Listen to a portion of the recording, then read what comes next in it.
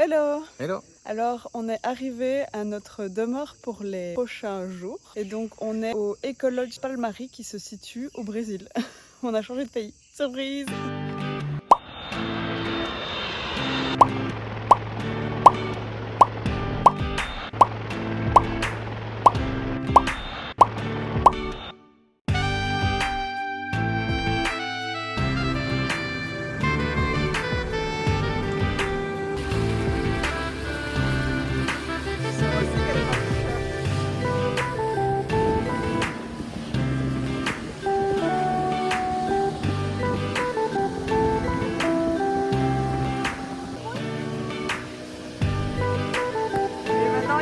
Il pleut très fort.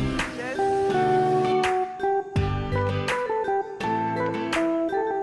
Qu'est-ce que c'est un écolodge? C'est un logement qui est dans la jungle où tout est compris, donc les repas, les activités et le logement.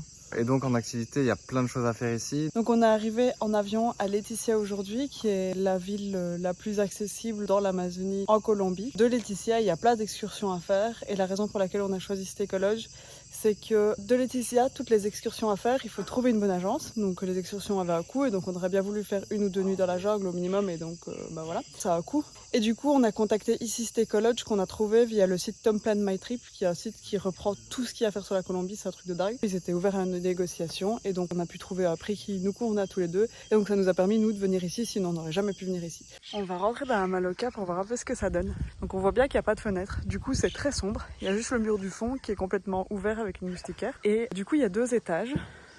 Au premier étage, il y a tous les lits 1 personne. Et en fait, vu que ils nous ont demandé si on voulait un lit 2 personnes et qu'on a dit oui, ils nous ont mis au 2e étage pour nous donner un petit peu de privacy. Et là, dans le fond, on voit le mer qui donne vers la jungle.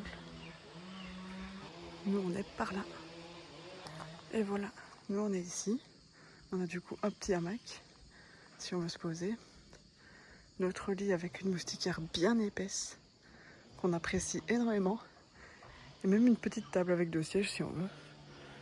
Donc on se met vraiment bien. On est très très contents. On est à peine arrivé au camp. On est reparti dans la jungle avec notre guide. Et là, on commence à s'enfoncer bien comme il faut. Et on arrive dans une partie où vraiment il faut passer à la machette. Et je pense que ça change vraiment des expéditions qu'on fait depuis la ville normalement.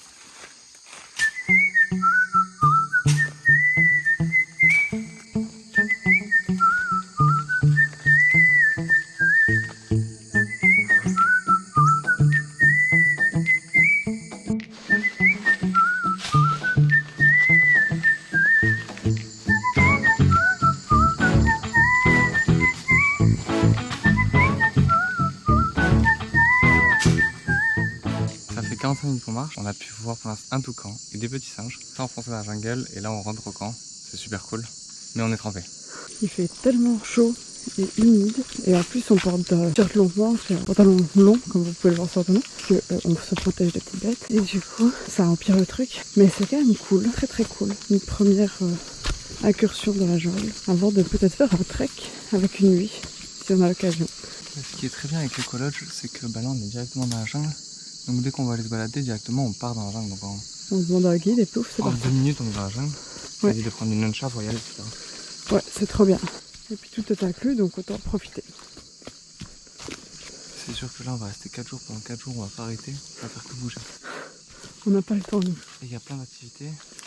On peut aller voir des dauphins, il y a des dauphins roses. Parce que là, je vous en parle plus tard. On continue notre balade. Quel sale gosse.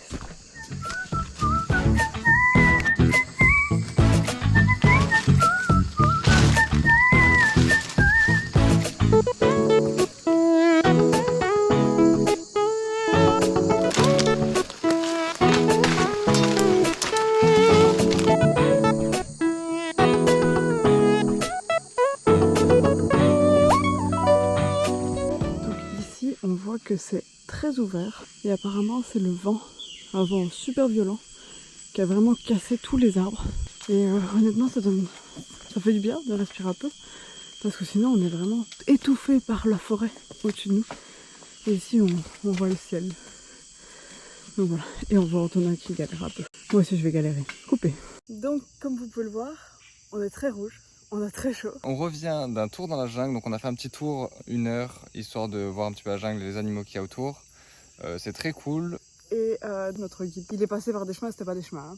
C'était la jungle et il ouvrait le chemin devant nous à la machette. C'était vraiment comme dans un film, donc super cool parce qu'on n'avait jamais fait ça. Il nous a dit qu'il avait beaucoup plu. Et donc en fait les plantes ont poussé et les peu de chemin qu'il y avait, il n'y avait plus rien. Et là, on va aller boire un petit verre et se poser un petit peu avant la marche de cette nuit. Voilà, et peut-être se laver parce que...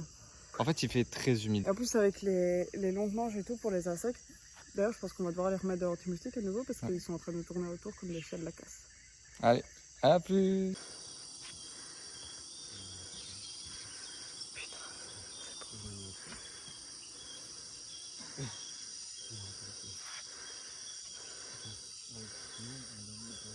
On se dirige vers la jungle pour une petite balade de nuit afin d'observer toutes les bêtes qui ne sortent que la nuit.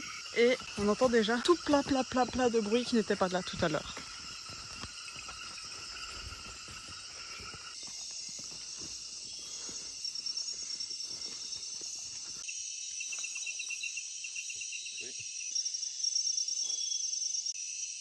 Hello! Hello! Première nuit dans la jungle, t'as bien dormi? J'ai plutôt bien dormi. Moi aussi j'ai plutôt bien dormi. Toujours un peu fatiguée ce matin mais je pense que c'est parce qu'on doit rattraper de la toute petite nuit qu'on a eue avant de prendre l'avion. Là on vient de se réveiller et on doit vite aller au petit déjeuner parce que du coup on s'est réveillé un peu juste.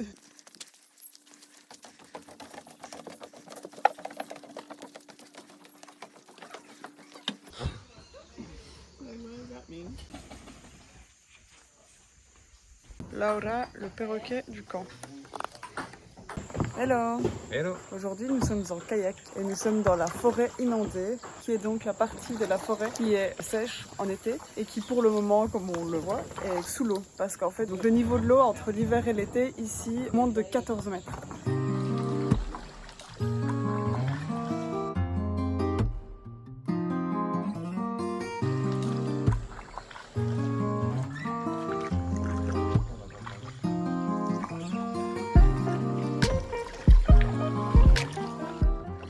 On est sorti de la forêt.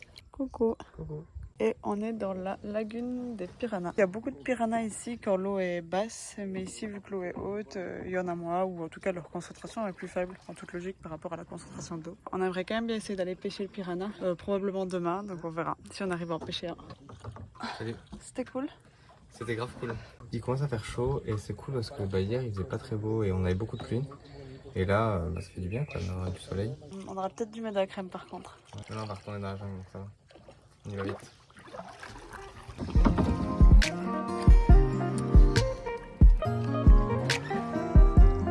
Pendant que je filme, Antonin nous guide tout seul. Est-ce qu'il galère un peu?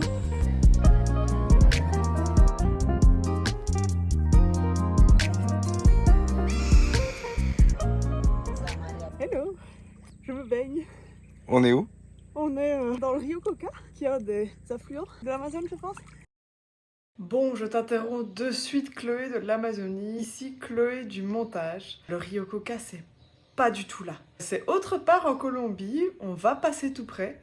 Le Rio Coca, c'est plutôt là. Et nous, on est là. C'était bien tenté, t'as essayé de te rappeler le nom, mais c'était pas le bon nom. Non, celui-là, c'est le Rio Javari. Et par contre, c'est bel et bien un affluent de l'Amazone. Cette partie-là est correcte, juste le nom, rien à voir. Et donc, il y a probablement des anacondas, des crocodiles, des piranhas, et tout ce genre de choses dans la même eau que moi. Voilà, c'est tout ce que j'ai à dire. Hello! Hello! On revient du canoë. On a passé 2h30 dans la jungle à naviguer entre les arbres en canoë. Retour, donc on rejoint le Rio Coca, qui rejoint ensuite l'Amazone. Et on a pu voir des petits dauphins, donc des gris et des roses. Difficile à voir parce que tu les vois vite passer, et encore plus difficile à filmer, donc je pense même pas qu'on a des images qui valent quelque chose. Là-bas dans la jungle, on a vu plein d'oiseaux. Encore une fois, souvent c'était de très loin sur les arbres, donc pour filmer, c'est mort. On a vu quand même un oiseau plus ou moins comme ça avec une tête rouge, caracara. Donc voilà, c'était cool. On a bien kiffé, on s'est aussi baigné. C'est pour ça qu'on est en maillot d'ailleurs. Et on va pas tarder à les remettre de longues manches parce qu'on s'est fait bouffer juste le temps du retour parce qu'on n'avait plus d'anti-moustique sur nous, mais vu qu'on s'est baigné. Et puis là, on va aller manger et après manger, on part pour un campement dans la jungle de une nuit avec au programme à aller voir le nid d'aigle harpie. C'est vraiment le plus grand aigle qui existe. Et donc ce qu'ils ont dit, c'est qu'il y a un nid avec dans le nid un bébé de 1 an et demi, mais qui est déjà Énorme. énorme. Et la mère, en fait, est très rarement dans le nid parce que toute la journée elle chasse. On espère pouvoir voir le bébé et on verra probablement pas la mère. Déjà, notre guide ne l'a jamais vu actuellement, la mère. Donc voilà, on n'y croit pas trop, la mère. Je vais vous montrer, en fait, il y a une fresque juste là. Oui, c'est vrai. Et donc ça ressemble à ça. Ça a une tête très particulière avec les petites plumes comme ça. Ça fait la taille à peu près d'un homme accroupi. Puis on va dormir là-bas et revenir ensuite demain matin pour la suite des activités. Là, notre guide Samuel qu'on a rencontré aujourd'hui, très jeune et super chouette. Même là, pendant la balade en canoë, ça allait un petit peu vite, donc on a commencé à ralentir. Il a capté qu'on voulait ralentir, on a ralenti, il nous a proposé d'aller se baigner, etc. Ouais. Donc c'est vraiment le guide qui s'adapte à notre rythme et ça, c'est vraiment cool. C'est la première fois qu'on a ça et on n'a pas l'habitude, évidemment. C'est merveilleux de pouvoir être ici. Genre. On prend conscience de la chance qu'on a parce qu'on n'a pas l'habitude, je pense, d'être dans des situations comme ça. Allez, on se retrouve dans la jungle. Hello, on se retrouve. On vient de démarrer pour la jungle. Je vous donne une petite info comme ça. Vous avez l'impression que je transpire, mais pas du tout en fait. C'est pas du tout le fait de porter le sac dans la jungle et tout. C'est juste le taux d'humidité qui est trop élevé. C'est pas du tout de la transpiration, comme vous pouvez vous en douter.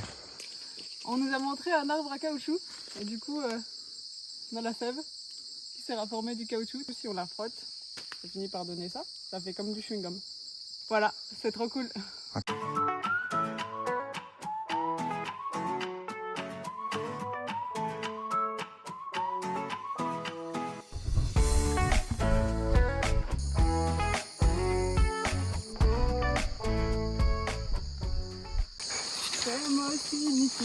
Que tu vivras ta vie philosophie. Hakuna Matata. Matata. Hakuna Matata. Ça fait maintenant 1 heure qu'on marche dans la jungle et on vient d'arriver dans la zone des 300 mètres proche du nid.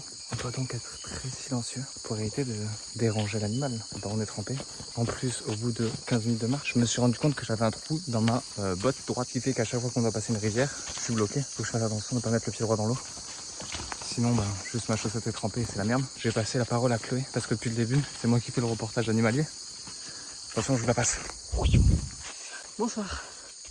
Ça se passe bien. J'ai très chaud. Notre guide va très très vite. Et il ne sue pas une seule goutte, lui.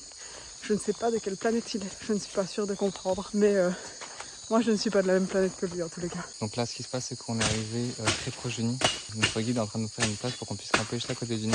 Et quand la mer arrive, on puisse catcher la mer. Ça serait utile. J'espère qu'on pourra avoir des images pour vous montrer ça. Ouais, parce que ça, c'est encore un autre délire. Donc là, il est 3h30 et la mer revient vers 4h30, 5h. L'heure à laquelle il fait noir, dans la forêt. On va peut-être aller aider. On va aider.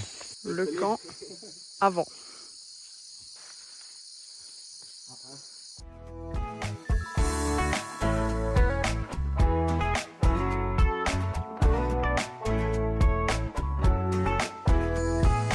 Le campement après. Donc de quoi c'est composé tout ça? On a une bâche pour se protéger de la pluie, puisqu'il pleut souvent. Donc la bâche est bien tendue par des bouts de bois et elle est accrochée à 2 troncs. Donc il faut donc se faire chier à trouver 2 arbres qui sont de la bonne distance. Et puis sous la bâche, on a un moustiquaire bien épais avec une entrée par une tirette. À l'intérieur du moustiquaire, hop, on a notre petit hamac. Bon, j'espère qu'on est dans le cadre, parce que je filme avec la caméra arrière, parce que la caméra avant a besoin de plus de luminosité. C'est la nuit, clairement. On a failli mourir, il y a une branche qui vient de tomber juste devant nous. Oui, bon, reprenons. On a fait le camp, donc on a dressé les bâches, les moustiquaires et les hamacs. Et puis après, une fois que ça a été fini, on a pu aller voir le nid des aigles harpies. Et donc le nid est très très loin de l'endroit où on peut le voir. Donc malheureusement, on n'a pas un appareil photo professionnel et donc c'est difficile pour nous de prendre une photo qui est très nette. Donc on peut vous montrer à quoi ressemble un aigle harpie. Et puis après, vous montrer une photo que nous on a prise. Et donc là, c'est un bébé. C'est un bébé de 1 an et 6 mois. Et parfois, il y a sa mère qui vient pour le nourrir. Malheureusement, on l'a pas vu, donc voilà. Mais on a vu le bébé qui sortait du nid et qui allait se percher sur une branche pour aller l'appeler. Donc ça, c'était plutôt cool.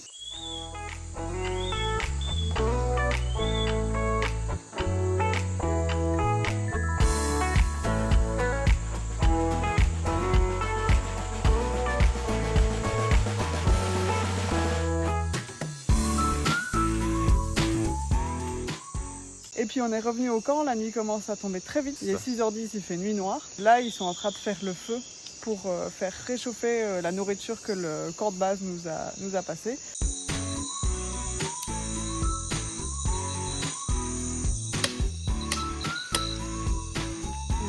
faire le feu du soir et en train de mettre des bois en Y par-dessus le feu pour pouvoir faire cuire leur repas, je pense. Alors il a commencé à pleuvoir et du coup en l'espace de même pas 10 minutes, notre guide Samuel, qui a 18 ans d'ailleurs, on l'a pas encore précisé, a commencé à nous construire un abri pour le feu. Et pas qu'il y a le poulet qui tombe dans le feu.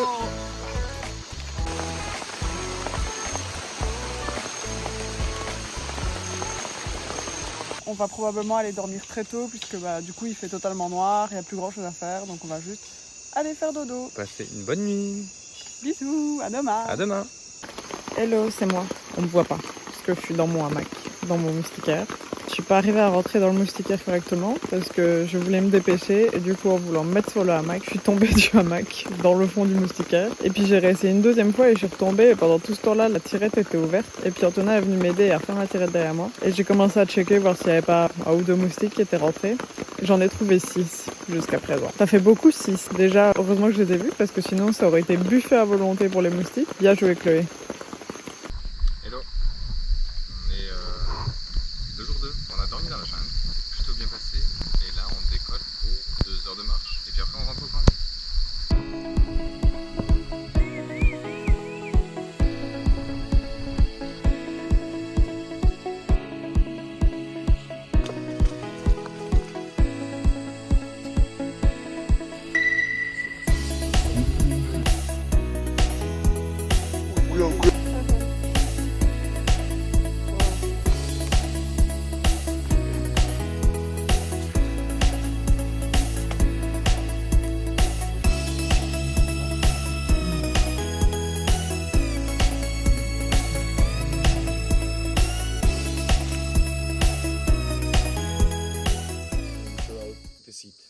You want to try?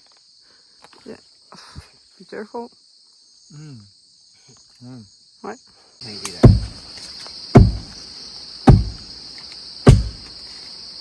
Donc l'arbre, c'est un matamata. On nous a dit que les communautés indigènes utilisaient le son un peu comme un son de réunion. Pour nous, ça pourrait être une cloche ou quoi que ce soit pour savoir que tout le monde doit se réunir. Donc voilà, je viens d'appeler tout le monde à moi là.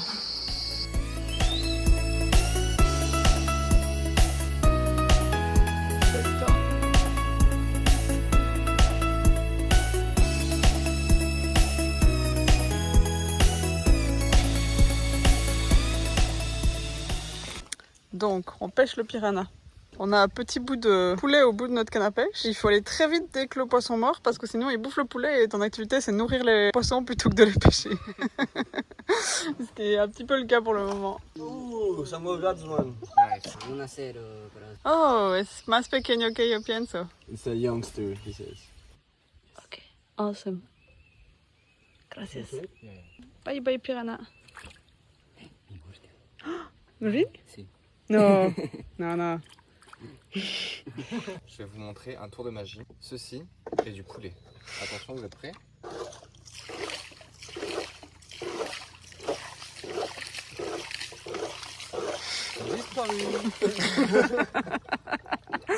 Antonin a pris le parti de nourrir les poissons apparemment. Ça va trop vite.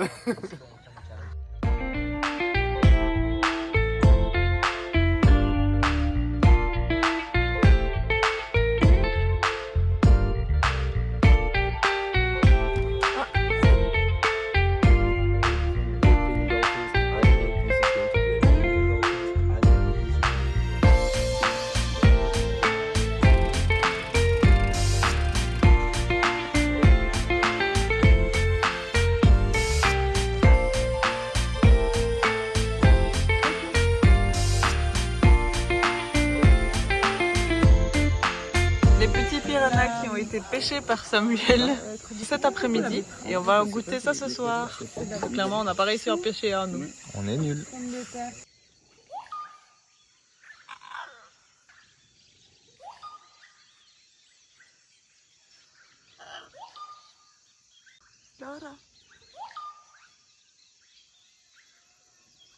Hello.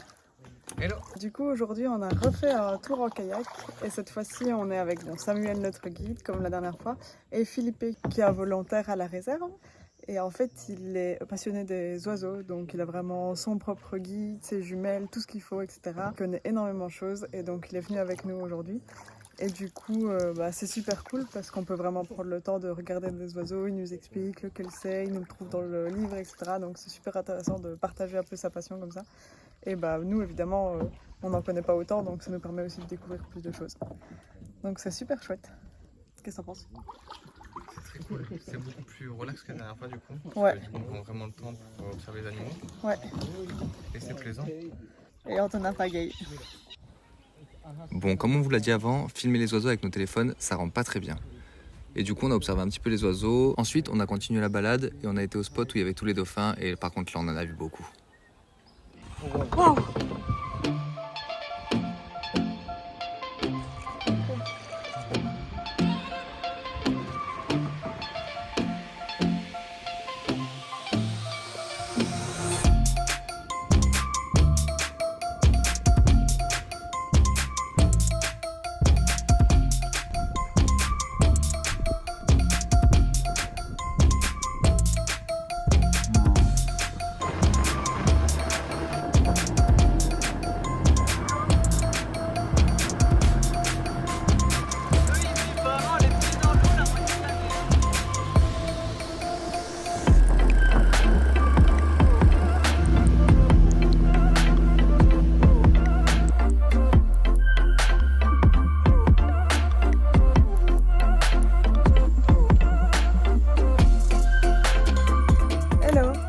On est à l'arbre Ceiba, qu'ils ont tout près d'ici. C'est un Ceiba qui a plus de 500 ans. Il est immense. On voit sûrement un tiers de l'arbre avant que les branchements des autres arbres commencent.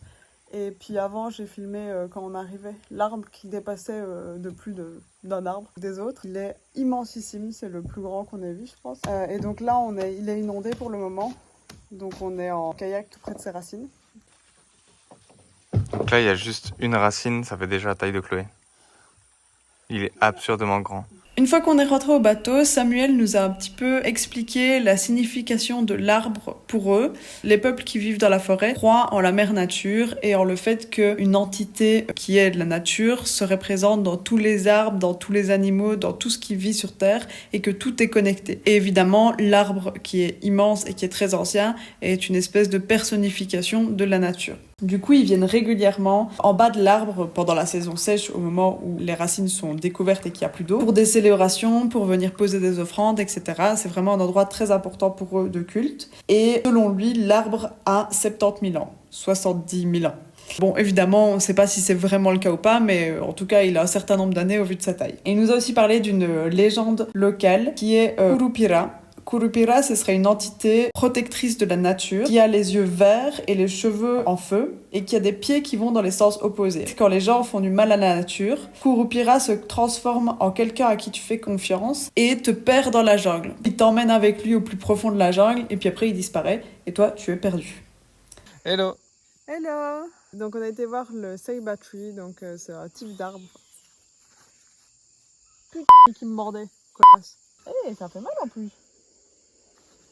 Donc je disais, ok la fourmi qui me mord. On a été voir un Ceiba Tree, donc le Ceiba c'est un type d'arbre spécifique, une espèce immense. Et celui-là est particulièrement grand, particulièrement ancien. Vu qu'il est particulièrement ancien, il est très important pour la communauté d'ici parce qu'il représente la nature au final.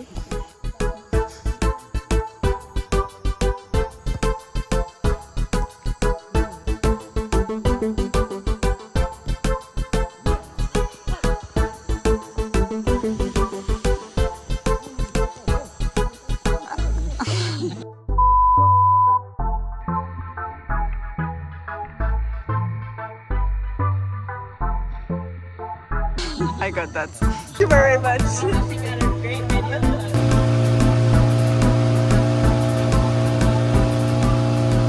Hello. Hello.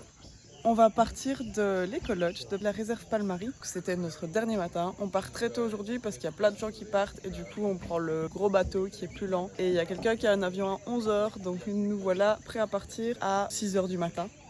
Donc voilà, on fait une petite vidéo vite fait avant d'y aller. On n'a pas eu trop le temps de filmer hier. Non. Ça s'est très vite enchaîné, on a fait plein d'activités. Le matin, on est parti en kayak, on est parti voir le Ceiba Tree. qui était juste énorme et fabuleux. Et ensuite on est parti faire un match de foot avec les locaux, donc les indigènes du village à côté. Oui. C'était juste magnifique, genre un moment de partage exceptionnel. Je suis absolument éclaté au foot. Et ensuite on est rentré, on a mangé et voilà, on n'a pas eu le temps de filmer, mais c'était super. On a passé 4 jours magnifiques. Donc on a vraiment grave kiffé notre séjour ici. Les activités étaient vraiment super cool. On pense que 4 nuits ici, c'est ce qu'il faut si on a un petit budget et qu'on ne sait pas faire des masses plus, parce qu'on a le temps de faire à peu près toutes les activités. 5 jours, c'est mieux s'il y a des petites activités que vous auriez voulu faire et que vous mettiez un dernier et que du coup, ouais, c'est vous ça. avez pu faire le dernier jour. Quoi. Et puis avec le budget, je suppose qu'on peut faire plus de nuits ici et passer juste du temps à chill. Ouais. Mais c'est vrai que pour nous, chill à ce prix-là, ça peut cher. On a très bien mangé, on a très bien bu, on a apprécié la nature, les infrastructures, tout. Et les gens. Et les gens. Ça, c'est vraiment dépendant du moment, mais les volontaires étaient vraiment super sympathiques, etc. Les guides sont chouettes, même s'ils sont parfois un petit peu renfermés, et que c'est bien d'avoir les volontaires pour les faire sortir de leur petite coquille. Puis les autres personnes qui étaient avec nous étaient super sympas aussi, donc évidemment, ça a contribué à l'ambiance. Mais ça, voilà. Là, on retourne sur Puerto Nariño, il nous reste 2 nuits à faire là-bas, et ensuite on retourne à Medellín en avion.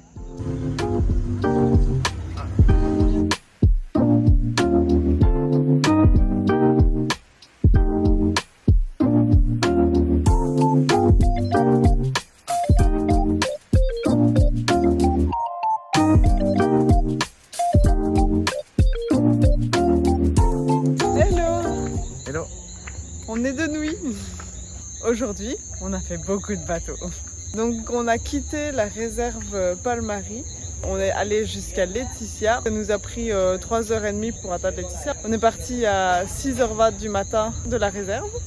Et on est arrivé à Leticia vers 9h45. Et puis directement à Leticia, on s'est retrouvé au bateau pour aller à Puerto Nariño, qui partait dans les quarts d'heure qui suivaient, ce qui tombait très bien parce qu'il n'y en a que 4 par jour. On a à nouveau fait 2h30 de bateau pour arriver jusqu'à Puerto Nariño. On est allé manger un petit bout. On avait le mal de terre en mangeant, on avait l'impression de tanguer, c'était comique à cause de tout le bateau du matin. Et puis on a juste chillé l'après-midi, on s'est relaxé, on a avancé un petit peu sur la vidéo. Et puis là, on va chercher à manger. Et voilà, c'était l'update du jour. Pas grand chose d'intéressant, mais beaucoup de transport. Demain, on va essayer de visiter un petit peu Puerto Nariño. Donc aller voir un peu plus dans le village, aller voir, il y a un musée apparemment, il y a une réserve naturelle. Ce genre de petites choses qu'on peut faire sans un guide. Allez, à tout à l'heure. Ciao. Hello. Hello. Aujourd'hui au programme, petite visite d'une réserve naturelle. La réserve Huachine. C'est du coup quelques jours qui sont un petit peu plus chill que la réserve au Brésil, puisque du coup toutes les activités sont payantes ici et c'est plus cher. Le village est très sympa, il fait très chaud et on est obligé de porter des manches longues parce qu'il y a quand même l'infection de moustiques. Alors heureusement le mérinos nous sauve un petit peu puisque c'est quand même un peu respirant et ça évite de puer le mort. Des choses à ajouter ? Donc on va voir si on arrive à aller jusqu'à la réserve parce que du coup j'ai trouvé un site qui décrivait un peu le chemin. Le chemin n'est pas en entier sur Maps.me et la réserve n'est pas sur Maps.me. Mais par contre elle est sur Google Maps, mais il n'y a pas les chemins sur Google Maps. Donc c'est apparemment à 45 minutes à pied environ. Donc ça nous fait quand même une belle petite balade dans la jungle normalement. Mais avec un sentier qui est quand même assez marqué. Donc ça devrait aller. Donc peut-être on verra des animaux et tout, ça sera cool.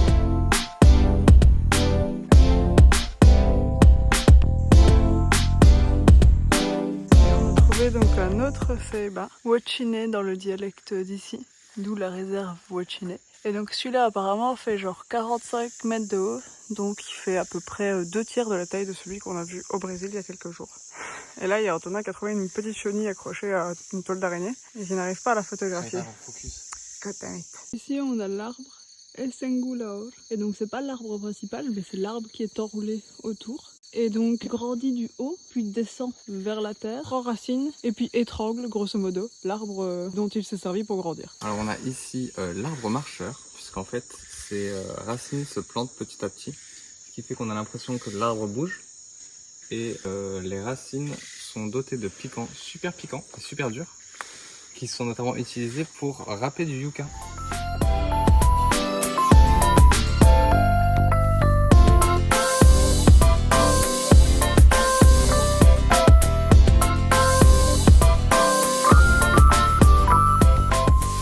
Hello. Hello.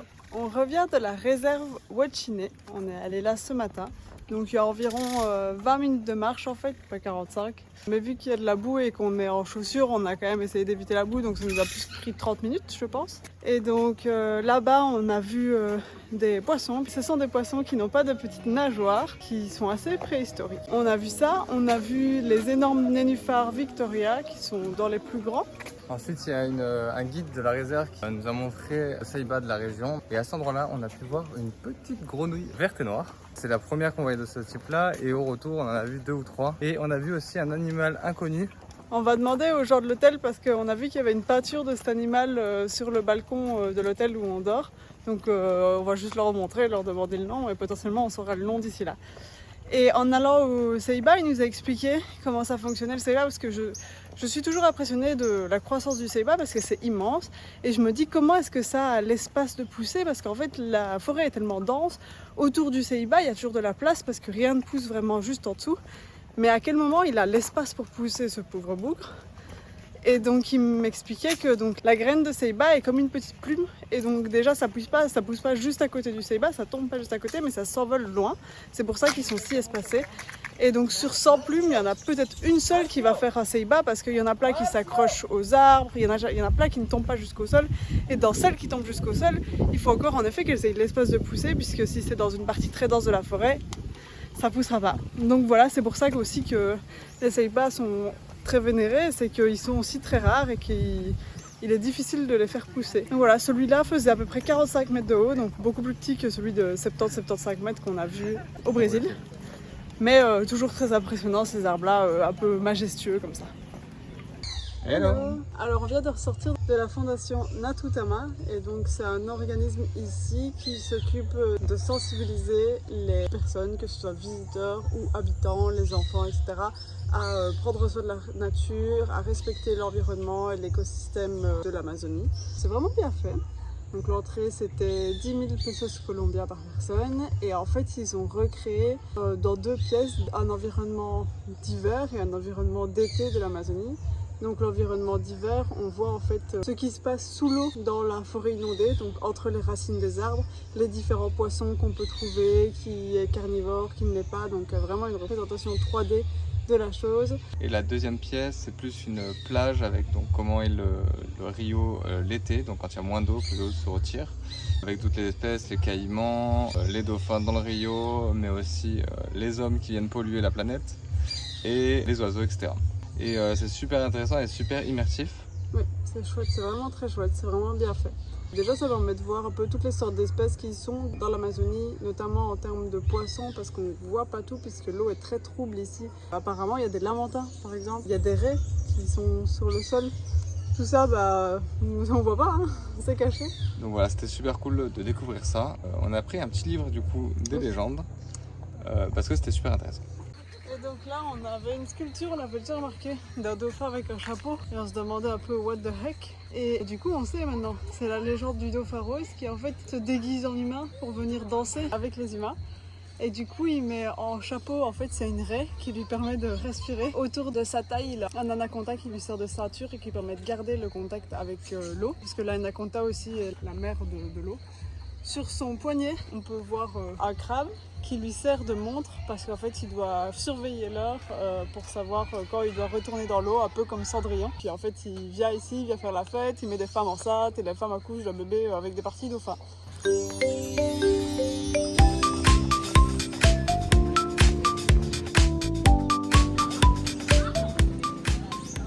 Hello. Hello. On part actuellement de Puerto Nariño.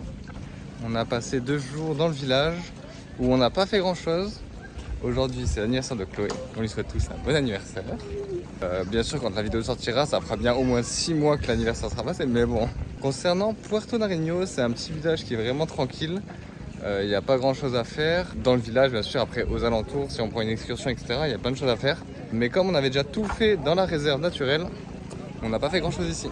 Mais du coup ça nous a fait du bien de juste nous poser et l'hôtel qu'on a pris, le Maiku, était vraiment très agréable avec un petit balcon terrasse avec plein des arbres autour et un mirador, donc c'était top. Et là on arrive à la lancha pour retourner à Leticia, on passe une nuit à Leticia et demain on a l'avion pour continuer notre trip depuis Medellín et descendre toute la région du café et le sud de la Colombie.